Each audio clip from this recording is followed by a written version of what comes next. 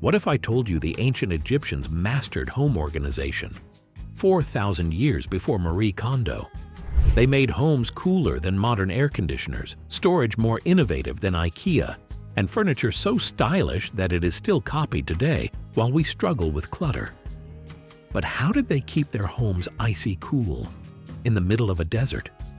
The art of organizing a home in ancient Egypt wasn't just about neatness, where every brick, windowsill, and courtyard spoke volumes about daily life in the time of pharaohs. Before we step into the best organized homes of the ancient world, make sure to hit that like button, subscribe for more fascinating history, and tap the bell icon so you never miss our upcoming videos. Picture this.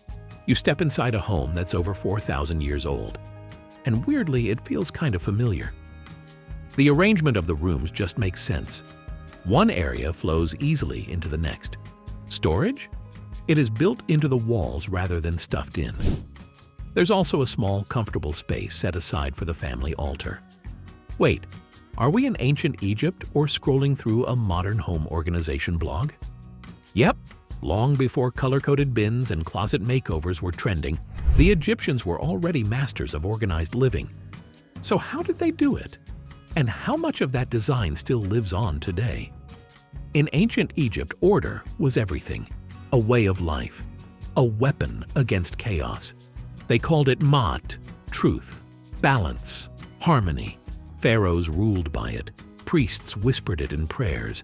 And every home, from the grandest estate to the humblest hut, echoed its silent command.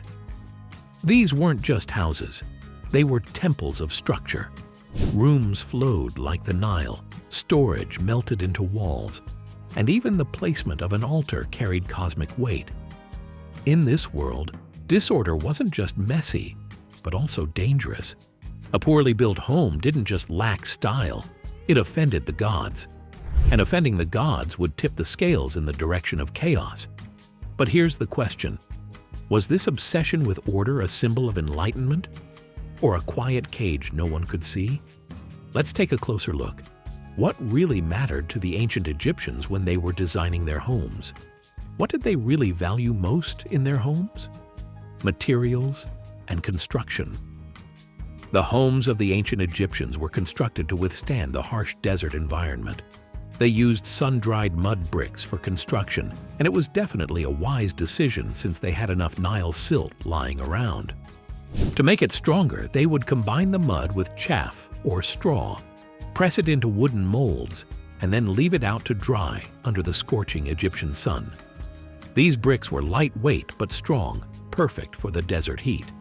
They kept homes cool during the day and surprisingly warm at night, a natural kind of air conditioning.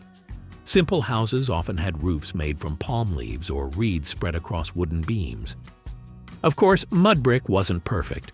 The annual flooding of the Nile and the occasional heavy rain meant regular repairs were just part of life. But hey, it wasn't the worst deal to fix your walls when the materials are nearly free and just under your feet.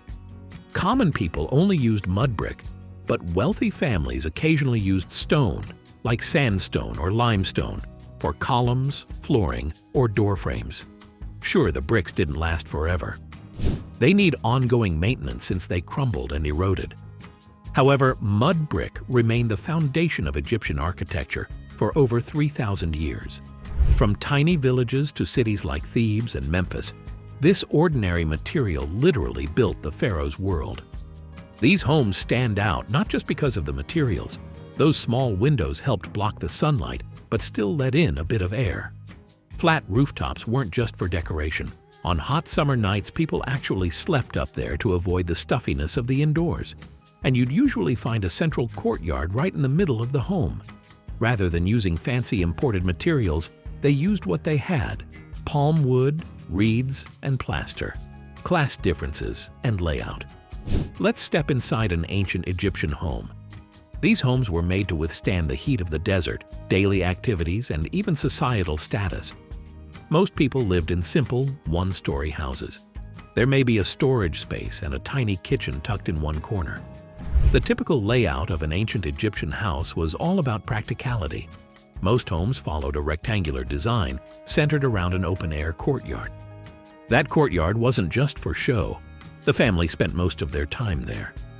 It provided fresh air and natural light, serving as a space for cooking, washing, and even relaxing together. The courtyard was divided off into rooms. These homes were simple but surprisingly well thought out, with 4 main spaces that each served a clear purpose. First, there was the front room. This was the street entrance, where guests would wait or be welcomed in. Just beyond that was the living room, a special area often used for family rituals and ceremonies. Many households kept a small shrine here to honor their gods and ancestors. Then came the multi-purpose room, the heart of daily life. This space often had stairs leading up to the flat roof, which served as an additional living space. Finally, there was the kitchen, roofless to let out heat and smoke. It was built from simple mud brick and had everything needed to prepare meals, including clay ovens, grinding stones, and a cellar below to store food and beer in the cooler underground temperature. And don't forget the roof. Families would go upstairs to cool off and enjoy the desert breeze during those scorching Egyptian summers when the interior of the house felt like an oven. They were also used to dry crops, spin thread, or even gather for meals and conversation. Now, what if you were wealthy? Whole different story. Your home might have been a large estate, built around a central courtyard. These places had all the extras, multiple rooms, big reception halls called quaya, and even special little wall niches known as tazar. There were separate areas just for servants, plus gardens and stables too. And get this, you didn't just have a small altar in the corner. Nope.